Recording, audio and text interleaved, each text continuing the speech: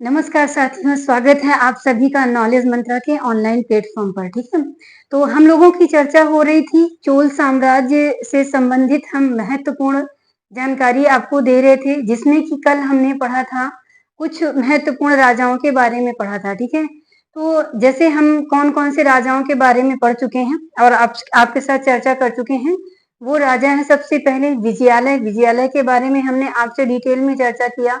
विजयालय के बाद में आते हैं आदित्य प्रथम। इनके बारे में भी हमने एक एक पॉइंट पर आपसे डिस्कस किया। फिर कल की बात करते हैं अगर, तो कल हमने पढ़ा था परांतक प्रथम को पढ़ा था। और परांतक प्रथम के बाद में जो शासक हुए, जिनके परांतक प्रथम का जो युद्ध हुआ था, तो परांतक प्रथम के समय में ही एक बार पुनः जो है चोल सत्ता अंधकार में चली गई थी।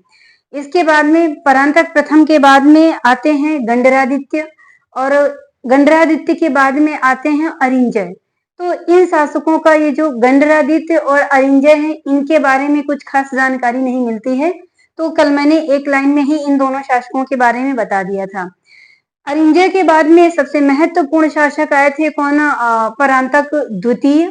फिर परांतक द्वितीय के बाद में जो है उत्तम चोल आए थे, उनके बारे में भी हमने चर्चा किया था। तो कल हमने आपसे जो है उत्तम चोल तक हमने चर्चा किया था, और मैंने कल आपको एक हिंट्स दे दिया था कि उत्तम चोल के बाद में जो महत्वपूर्ण राजा हुए हैं, उस जो चोल साम्राज्य के सबसे महत्वपूर्ण राजा हुए हैं, तो वो कौन है?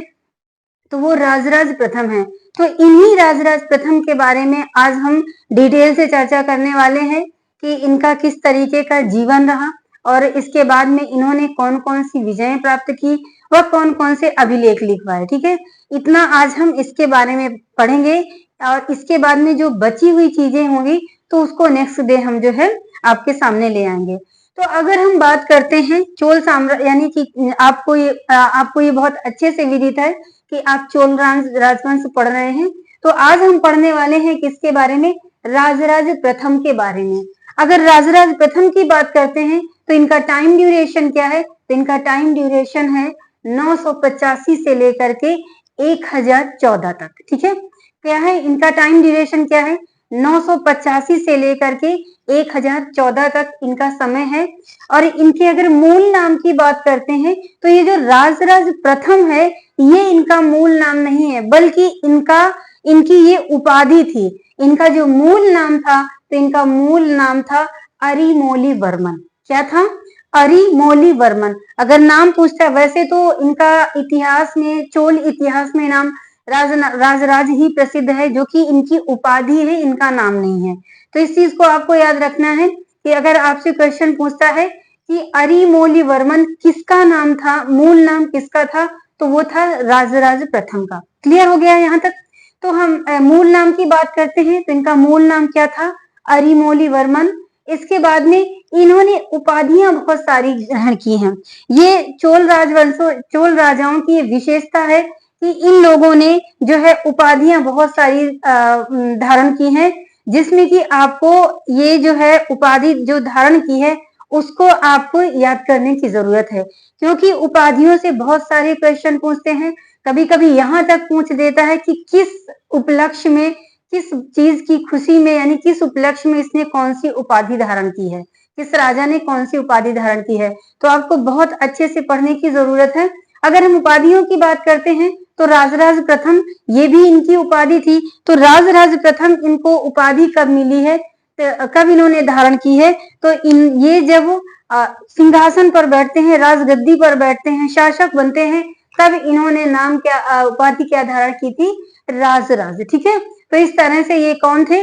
राजराज प्रथम थे। तो ये कब धारण की थी? राज्याभिषेक के समय इन्होंने ये उपाधि धारण की थी। दूसरी उपाधि आती है तैलिंग कुलांतक। कौन सी आती है? तैलिंग कुलांतक। ये उपाधि इन्होंने कब धारण की है? तो इन्होंने कलिंग में विजय प्राप्त की थी। तो कलिंग पर विजय प्राप्त करने के उपलक्ष्य में ही इन्होंने जो है तैलिंग कुलांतक की उपाधि धारण की। ठीक है, इसके बाद में एक उपाधि आती है सिंगलांतक। ये सिंगलांतक की उपाधि इन्होंने कब धारण किया है? तो सिंगलांतक की उपाधि धारण की है सिंघल यानी कि श्रीलंका पर इन्होंने विजय प्राप्त की है। जब श्रीलंका पर विजय प्राप्त की है, श्रीलंका पर विजय प्राप्त करने के उपलक्ष्य में इन्होंने कौन सी उपाधि धारण की? सिंगलांतक उपाधि धारण की। इन्होंने राजराज कब उपाधि धारण की? राज्याभिषेक के समय। इसके बाद में तैलिंग कुलांतक कब धारण की? इन्होंने जब कलिंग की विजय प्राप्त की है, कलिंग पर विजय प्राप्त की, तब इन्होंने तैलिंग कुलांतक उपाधि धारण की। और सिंगलांतक, सिंघल पर विजय यानी श्रीलंका पर इन्होंने जब विजय प्राप्त किया है, तब इन्होंने सिंगलांतक की उपाधि धारण की है। ये 3 उपाधियां क्लियर हो गई ना? क्लियर हो जाएंगी सारी चीजें। आपको ये नाम अजीब से लग रहे होंगे, लेकिन आपको परेशान होने की जरूरत नहीं है। फर्स्ट टाइम आप पढ़ेंगे तो आपको बहुत अजीब सा और अटपटा सा लगेगा, लेकिन जब एक बार मेरे साथ पढ़ेंगे और 1-2 बार आप रिवीजन करेंगे तो सारी चीजें आसानी से आपको क्लियर हो जाएंगी, ठीक है? और कोई भी चीज आपको डिफिकल्ट नहीं लगेगी। अब इसके बाद में नेक्स्ट जो उपाधि आती है, तो नेक्स्ट उपाधि है इनकी जयगोंड। जयगोंड किस उपलक्ष्य में धारण की थी? तो जयगोंड इन्होंने जब पांड्यों पर विजय प्राप्त की है, किस पर? पांड्यों पर विजय प्राप्त की है, तब इन्होंने जो है जयगोंड उपाधि धारण की है। कब? पांड्य विजय के उपलक्ष्य में, ठीक है। इसके बाद में आता है चोल नारायण। नेक्स्ट उपाधि क्या है? चोल नारायण है। तो जो चोल नारायण की उपाधि धारण की है, तो कब इन्होंने धारण की है? तो इन्होंने पश्चिमी गंगों पर जो है विजय हासिल की थी, तब इन्होंने चोल नारायण उपाधि धारण की थी, ठीक है। पश्चिम में एक वंश था गंग वंश, इन गंग वंश पर इन्होंने जो है विजय प्राप्त की, तो इसी के उपलक्ष्य में इन्होंने क्या उपाधि धारण की? चोल नारायण उपाधि धारण की। फिर आती है एक उपाधि आती है चोल मार्तंड। अगर चोल मार्तंड उपाधि पूछता है कि ये किसकी है, तो ये राजराज प्रथम की ही है। फिर मुम्मडी चोल, मुम्मडी चोल भी किसकी है? इन्हीं राजराज प्रथम की है। फिर आता है राज मार्तंड, ये भी राजराज की उपाधि है। और एक ये भी है लोप्स, लोप्स जो कि बहुत इंपॉर्टेंट है, अक्सर एग्जाम में पूछा जाता है। लोप्स, लोप्स ये किसकी उपाधि है? तो ये राजराज प्रथम की उपाधि है। तो ये सारी उपाधियां थी जिनको आपको लर्न करने की जरूरत है। थी तो बहुत सारी, लेकिन आपके एग्जाम के पॉइंट ऑफ व्यू से जो आपके लिए इंपॉर्टेंट है वही हमने आपको दिया है, बिना मतलब की नहीं दी है, ठीक है। आप अगर इतनी उपाधियां इनकी तैयार कर लेंगे, तो मैं इस चीज के लिए चैलेंज करती हूँ कि कोई भी उपाधि बाहर से आने वाली नहीं है। क्लियर हुआ? ये थी इनकी उपाधियां, ठीक है। अब अगर हम इनके गुरु की बात करते हैं कि इनके गुरु कौन थे, तो इनके गुरु का नाम था कुरुवर। गुरु कुरुवर, देखिए शब्द मिल रहा है ना। शब्दों को लर्न करने की वजह से एक दूसरे से कोरिलेट किया करो कि कहाँ से कैसे कोरिलेट करें, जो हमको ये आसानी से और फॉर लॉन्ग टाइम के लिए हमारी मेमोरी में ये जो है सेट हो जाए। तो अगर गुरु की बात करते हैं तो गुरु कौन थे? गुरु का नाम था कुरुवर। पिता कौन थे इनके? तो पिता थे परांतक द्वितीय, ठीक है। इसके बाद में अगर माता की बात करते हैं तो माता कौन थी? तो माता थी वानवन देवी। तो इस तरह से, और पत्नी कौन थी? पत्नी थी, इनकी 2 पत्नियां थी। एक थी लोक महादेवी दंत शक्ति विंटकी। पहली पत्नी कौन सी थी जो इनको सर्वप्रिय थी कहते हैं, ऐसा साक्ष्य पाया गया है कि पहली पत्नी थी लोक महादेवी दंत शक्ति विंटकी, जो कि राजराज प्रथम की प्रिय रानी थी। और दूसरी कौन सी थी? दूसरी थी त्रिभुवन महादेवी, ये इनकी दूसरी पत्नी थी, जो कि इनका एक बहुत शक्तिशाली और प्रतापी शासक हुआ है राजेंद्र प्रथम। तो ये राजेंद्र प्रथम की माँ थी कौन?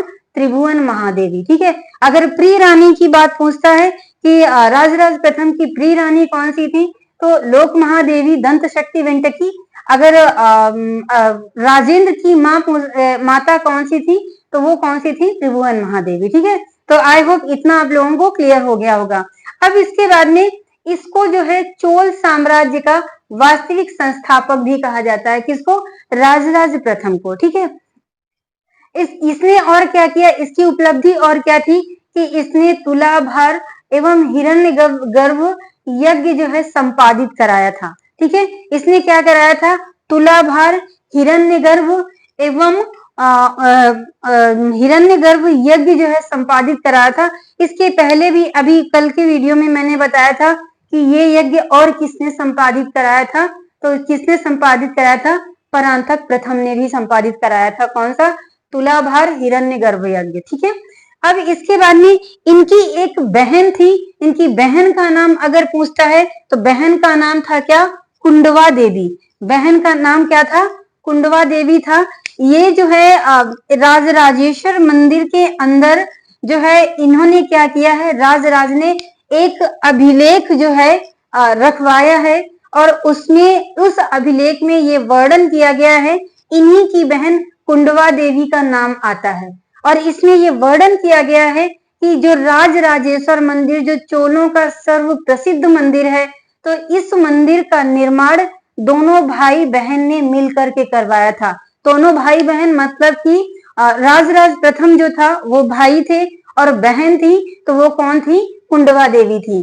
तो राजराजेश्वर मंदिर में जो है अभिलेख रखवाया गया है, जिसमें कि ये लिखा हुआ है कि इस मंदिर का निर्माण भाई बहन दोनों ने, यानी कि कुंडवा देवी और राजराज प्रथम ने मिलकर के करवाया था। ठीक है, तो क्लियर हुआ ना। आई होप ये सारी चीजें बहुत अच्छे से क्लियर हो गई होंगी और हो जानी चाहिए, क्योंकि इतने सरल शब्दों में आपको समझाया जा रहा है कि हमारे हिसाब से सारी चीजें आपको क्लियर होनी चाहिए। ठीक है, अब इसके बाद में ये था इनका पर्सनल जो भी रिलेटिव्स थे, इनके बारे में मैंने बताया। अब हम आपसे बात करते हैं राजराज प्रथम की जो विजयें थी, इन्होंने विजयें कौन कौन सी की थी। तो इन्होंने विजयें जो की थी, तो एक एक करके हम आपसे डिस्कस करते हैं कि किस तरीके से इन्होंने विजय की। तो इन्होंने जो है जब ये राज्य सिंहासन पर बैठे, तो राज्य सिंहासन पर बैठने के तुरंत बाद ये विजय में नहीं जुट गए। सबसे पहले तो इन्होंने अपने राष्ट्र को सुदृढ़ किया, मजबूत किया। ठीक है, और संरचनात्मक कार्य किए। संरचनात्मक कार्य मतलब कि अपने राष्ट्र का बहुत अच्छे से निर्माण किया। राष्ट्र का निर्माण कैसे किया, जैसे कोई सेना में कोई कमी आ रही, सेना की अगर कमी, तो उन्होंने सेना की भर्ती बहुत अच्छे से किया। फिर इसके बाद में प्रशासनिक कार्य देखा कि प्रशासनिक कार्यों में कहाँ गड़बड़ी आ रही, उसको उन्होंने सुदृढ़ किया। तो इस तरह से इनका जो ये कार्य किसके अंतर्गत आएगा, राष्ट्र निर्माण के अंतर्गत आएगा। और ये इस चीज को बैठ करके इन्होंने मतलब टाइम लिया कि ऐसी कौन सी टेक्निक अपनाई जाए जो कि हमारे राष्ट्र का बहुत अच्छे से सुचारू रूप से संचालन हो सके और सुदृढ़ बना सके। ऐसी कौन कौन सी पॉलिसीज अपनाई जाए। तो इन सबों में इन्होंने कितने वर्ष लगाए, इन्होंने 8 वर्ष लगाए। 8वें वर्ष के बाद 9वें वर्ष इन्होंने अपने विजय अभियान प्रारंभ किए। कितने वर्ष बाद अगर बात पूछता है, तो 9वें वर्ष में, यानी 8वें वर्ष बाद या 9वें वर्ष इन्होंने अपने विजय अभियान प्रारंभ किए। और इनकी जो पहली विजय थी वो केरल थी, केरल विजय थी, और जो सबसे अंतिम विजय थी वो मालदीव थी। ठीक है, पहली विजय अगर बात करता है कि राजराज की सबसे पहली विजय कौन सी थी, तो वो केरल विजय थी। और अंतिम विजय अगर पूछता है, तो अंतिम विजय की अगर बात करता है, तो अंतिम विजय कौन सी थी, तो वो मालदीव थी। चलिए अब हम एक एक करके आपसे डिस्कस करते हैं कि केरल विजय किस तरह से की, और इसने जो है सिंघल अभियान कैसे कैसे किए। जो जो अभियान उसने किए हैं, तो एक एक हम आपके समक्ष लेकर के आते हैं और उनके बारे में डिटेल से चर्चा करते हैं। ठीक है, अब हम स्टार्ट कर रहे हैं केरल विजय। सबसे पहली विजय मैंने आपको क्या बताया कि सबसे पहली विजय राजराज की कौन सी थी, तो वो केरल विजय थी। तो केरल विजय की अगर हम बात करते हैं, तो यहाँ का शासक यानी कि राजराज का समकालीन शासक यहाँ का यानी केरल का शासक कौन था, तो वो था रवि वर्मा था। कौन था, रवि वर्मा। इस रवि वर्मा को राजराज ने कहां पर परास्त किया, त्रिवेंद्रम में परास्त किया। त्रिवेंद्रम में परास्त कर इसने कौन सी उपाधि धारण की, तो कंडलूर साले कलमरुत।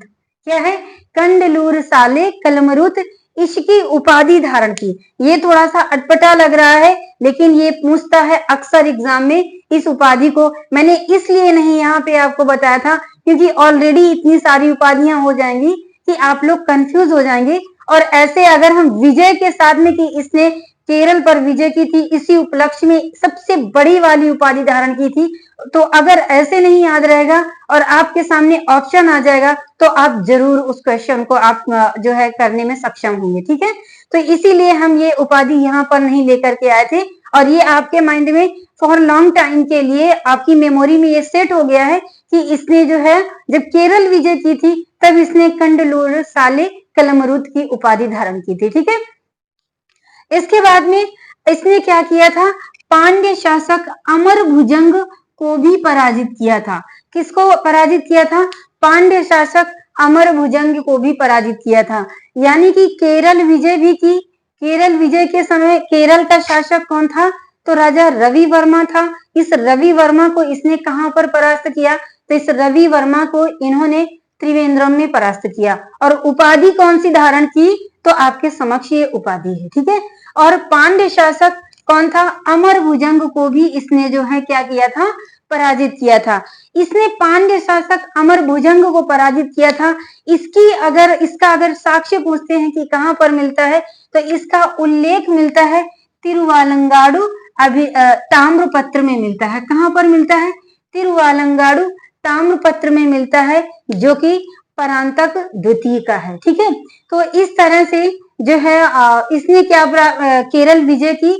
और जो दूसरी विजय थी, सबसे पहली विजय हमने कंप्लीट किया, तो वह केरल में राजा रवि वर्मा थे। राजा रवि वर्मा को हराया इसने, फिर पांड्य शासकों को भी हराया। और जो है इसका उल्लेख कहां पर पाया जाता है? तो तिरुवालंगाडु ताम्रपत्र में पाया जाता है। ठीक है, अब इसके बाद में नेक्स्ट विजय है, कौन सी है? तो नेक्स्ट विजय है सिंघल अभियान। सिंघल अभियान के बारे में अगर हम बात करते हैं कि सिंघल अभियान के बारे में वर्णन कहां पर मिलता है, तो सिंघल अभियान के बारे में वर्णन मिलता है तिरुमंगलम अभिलेख में। कहां पर मिलता है? तिरुमंगलम अभिलेख में। यानी कि राजराज प्रथम ने सिंघल अभियान भी किया था, इसका साक्ष्य मिलता है तिरुमंगलम अभिलेख में मिलता है। क्लियर हुआ? इसके बाद में अगर हम यहाँ के राजा की बात करते हैं, कहाँ के? सिंघल के राजा की बात करते हैं कि सिंघल का समकालीन राजराज का समकालीन शासक कौन सा था? तो यहाँ का सिंघल का शासक था महेंद्र पंचम। कौन था? महेंद्र पंचम था। अब इस तिरुमंगलम अभिलेख से हमें किसकी विजय की जानकारी मिलती है? इस सिंघल विजय की जानकारी मिलती है। तो इसी तिरुमंगलम अभिलेख में वर्णन किया गया है कि राजराज ने क्या किया था? अपनी नौसेना के माध्यम से क्या किया था? अपनी नौसेना के माध्यम से श्रीलंका को जला दिया था और सिंघल की राजधानी अनुराधापुरम को क्या कर दिया था? नष्ट कर इसने राजधानी क्या बनाई थी? पोलोनरुआ को अपनी राजधानी बनाई और उसका नाम क्या रखा था? तो उसका नाम रखा था जननाथ मंडलम। ठीक है, यहाँ पर आपको बहुत फोकस करने की जरूरत है। ये क्वेश्चन यहाँ से क्वेश्चन डायरेक्ट पूछता है और यहाँ पर आप बहुत कंफ्यूज हो जाते हैं। देखिए, आपको समझने की जरूरत है। पहली चीज तो अपनी नौसेना के माध्यम से श्रीलंका को किसने जलाया? राजराज ने जलाया। और इसकी राजधानी क्या थी? श्रीलंका की उस समय राजधानी क्या थी? किसके समय? ये जो महेंद्र पंचम था, तो महेंद्र पंचम ने श्रीलंका की राजधानी क्या बनाई हुई थी? तो अनुराधापुरम बनाई थी। तो राजराज ने क्या किया कि इस श्रीलंका को जलाकर यहाँ पर जला दिया और जला करके इसकी राजधानी अनुराधापुरम को नष्ट कर दिया और अनुराधापुरम से राजधानी हटा करके कहाँ कर दिया? पोलोनरुआ कर दिया। और इस पोलोनरुआ का नाम इसने क्या रखा था? तो जननाथ मंडलम रखा था। आई होप आप समझ गए होंगे बहुत अच्छे से। अब इसमें आपको कंफ्यूज नहीं होना चाहिए। ठीक है, अब इसके बाद में इस तरह से क्या किया? इसने सिंघल विजय भी प्राप्त की। और क्या है कि राजराज ने श्रीलंका में एक अभिलेख खुदवाया था और क्या करवाया था? शिव मंदिर का निर्माण भी करवाया था। ठीक है, ये तो इसने किया ही, यानी कि इसने श्रीलंका को जलाया। जलाने के बाद में इसकी राजधानी अनुराधापुरम को नष्ट किया और राजधानी अनुराधापुरम से स्थानांतरित करके कहां पर ले गया? पोलोनरुआ ले गया। और इस पोलोनरुआ का नाम क्या रखा? तो इस पोलोनरुआ का नाम रखा था जननाथ मंडलम। ठीक है, और यहाँ पर क्या किया? यहाँ पर इसने एक अभिलेख भी खुदवाया और शिव मंदिर का निर्माण भी करवाया था। ठीक है, तो ये जानकारी मिलती है कहां पर? तिरुमंगलम अभिलेख में। लेकिन एक ग्रंथ है महावंश। महावंश ग्रंथ में जो है राजराज के सिंघल विजय के बारे में नहीं बताया गया है। ये नीट में अक्सर पूछता है, क्वेश्चन डायरेक्ट पूछ देता है, कथन और कारण में आपसे बोल देगा कि तिरुमंगलम अभिलेख में सिंघल विजय के बारे में वर्णन किया गया है, तो किया गया है, मैंने बताया आपको। लेकिन बात पूछेगा कि महावंश में राजराज की सिंघल विजय का वर्णन किया गया है, तो अगर आपने पढ़ा है तो आप बता देंगे, नहीं तो इसमें पूछेगा आ और बा सही है, आ गलत है, बा सही है, बा गलत है, आ सही है, इस तरीके से पूछता है क्वेश्चन कथन कारण में, ठीक है। तो इसमें आपको कंफ्यूज होने की जरूरत नहीं है। तो महावंश जो है, महावंश में इसकी राजराज प्रथम की सिंघल विजय के बारे में कोई जानकारी नहीं मिलती है कि राजराज प्रथम ने सिंघल विजय किया था। क्लियर हो गया। इसके बाद में इसकी ये ही दो महत्वपूर्ण विजय थी, एक केरल विजय और दूसरी कौन सी, दूसरी सिंघल विजय। अब इस सिंघल विजय के बाद में इसने जो है पश्चिमी गंगों पर भी विजय प्राप्त किया है। मैंने आपको ऑलरेडी पहले ही बताया है कि पश्चिमी गंगों पर विजय प्राप्त करने के उसने प्राप्त किया, ठीक है। तो पश्चिमी गंगों पर विजय इसने प्राप्त करने के उपलक्ष्य में कौन सी उपाधि धारण की थी, तो इसने चोल नारायण की उपाधि धारण की थी, ठीक है। अभी हमने उपाधियों में आपसे चर्चा किया था, ठीक है। अब इसके बाद में पश्चिमी चालुक्यों पर भी इसने विजय प्राप्त की है, ठीक है। इसके बाद में वेंगी के चालुक्यों पर भी विजय प्राप्त की, और कौन से, कलिंग विजय भी इसने किया। कलिंग विजय के उपलक्ष्य में इसने कौन सी उपाधि धारण की थी, तो कलिंग विजय के उपलक्ष्य में जो है इसने तैलिंग कुलांतक की उपाधि धारण की थी। फिर कौन सी विजय की है इसने, मालदीव विजय किया है। तो इन सारी विजयों में ऐसी कोई इंपॉर्टेंट चीज नहीं है जो आपसे हम इसकी तरह यानी कि सिंघल विजय और केरल विजय की तरह डिटेल में चर्चा करें। तो ये थी राजराज प्रथम की विजय। अब आज के लिए इतना ही। कल हम आपके समक्ष लेकर के आएंगे कि राजराज प्रथम की उपलब्धियां कौन कौन सी थी, इसके बारे में हम कल आपसे डिटेल में चर्चा करेंगे। आज के लिए इतना ही, ठीक है। और इसके बाद में नेक्स्ट डे हम आपके समक्ष नए वीडियो के साथ उपस्थित होंगे। लेकिन जाने से पहले आपसे ये जरूर कहेंगे कि अगर आप हमारे चैनल पर पहली बार आए हैं तो हमारे चैनल को आप सब्सक्राइब करें और ज्यादा से ज्यादा शेयर करें, ठीक है। फिर मिलते हैं नेक्स्ट डे नए वीडियो के साथ। तब तक के लिए स्वस्थ रहें, मस्त रहें। धन्यवाद।